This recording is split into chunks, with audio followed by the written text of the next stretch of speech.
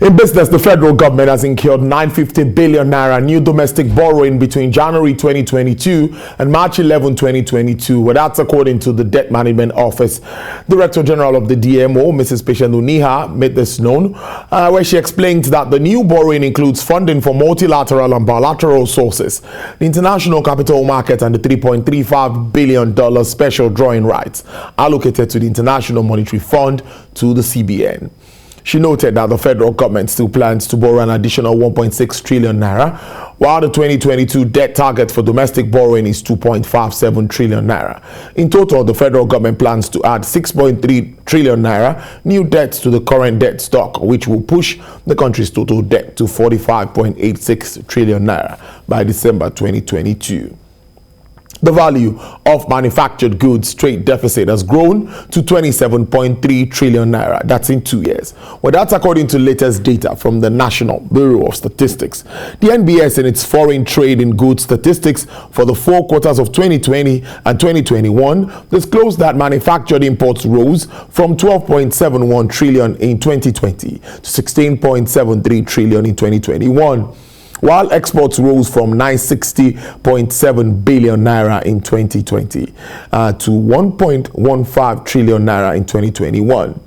However, cumulative imports for both years under review total 29.4 trillion naira, making up 93.3% of foreign manufactured trade, as exports for both years total 2.1 trillion naira, making up 6.69% of the same trade.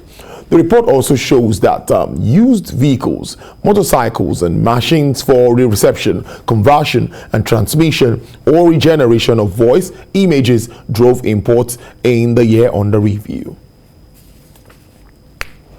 The Lagos Chamber of Commerce and Industry and the Federal Ministry of Mines and Steel Development have called on stakeholders and financial institutions to channel more investments into the country's mining sector in order to realize Nigeria's non-oil economic potentials and bolster the nation's export capacity.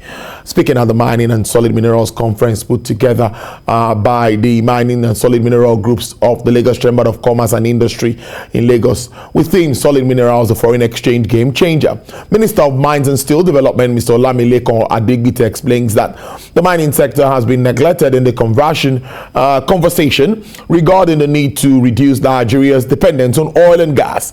He, however, commended the Central Bank of Nigeria for its interventions in key sectors of the economy, which has produced results, and advised that such actions are replicated in the mining industry. For the sector and for the welcome. We need you to bring more formal companies into the sector. And when we're able to attract this number of people into the sector, it will reduce the incidence of artisanal and small scale. We can't take them off totally.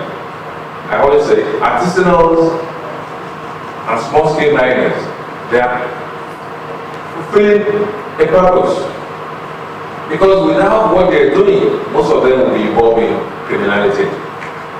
So that is why, as a policy, government is not criminalizing them.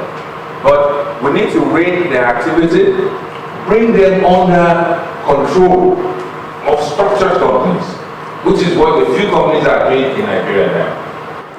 Under our mandate, the LCCI will continue to support the effort of the government in implementing the market-oriented reform and also promote enterprise in sector to continue to innovate, increase productivity, build the liberalization of the African market through the operationalization of the Africa Continental Free Trade Area. We are gathered here today to set a new tone for rapid development of Nigeria's mining sector, which is populated by artisanal and small-scale miners whom we cannot wish away.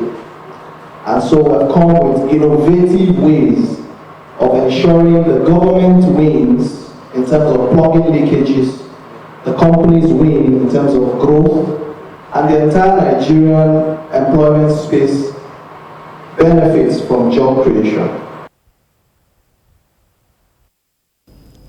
Port traders are accusing shipping companies and terminal operators of frustrating businesses at the nation's ports.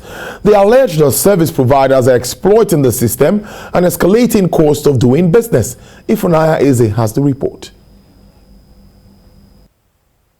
Port traders have been consistent in their complaints of exploitation and excessive charges from service providers in the ports.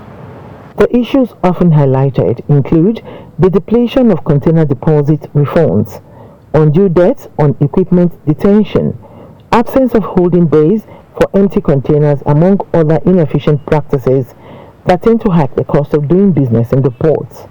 It will take you like 5 days to drop container in their designated holding bays. Getting there, you find out the forklift machines are not working and they are billing you. At the end of the day, they will tell you that you are owing them. You have example like you see people that they are owing over 20 to 20 million naira. At the end of that day, that 20 million naira will turn to be zero. So how can a country move, a country progress in this kind of a situation? When somebody is owing you money at the end of the day, you now turn out to be the debtor. Shipping company will delay you out of frivolity for demurrage to accumulate because they've killed business in Nigeria. Investors don't come again. That is the problem I've seen. So there's nothing. If you pay container deposit, you are in trouble. If you want empty vehicle to enter with empty container, you are in case. Whatever you want to do is problem, extortion, corruption. They want government to scrutinize the activities of shipping companies and other service providers, especially as it concerns cargo handling equipment, noting that inefficient operation is fueling costs. They maintain that as it stands now, the final consumer eventually bears the burden. You come to some places, they don't have operational machines, operational crane to do their work and all that. Even our indigenous companies here also, most of them don't have issues of equipment. At the end of the day, then we keep billing the customer, the importer, which the masses, because what we don't know about whatever is happening in the port industry is like it's spread like wildfire. These things get back to the end users. Port regulatory agencies have also been tasked on the importance of ensuring that port traders get value from service providers. Ifunanya Eze, TVC News, Lagos. Well, share prices at the stock market have continued to drop following sustained negative activities. Effiong Ekop reports. The BS continued to hold down trading activities at the stock market, leaving various investment baskets with losses.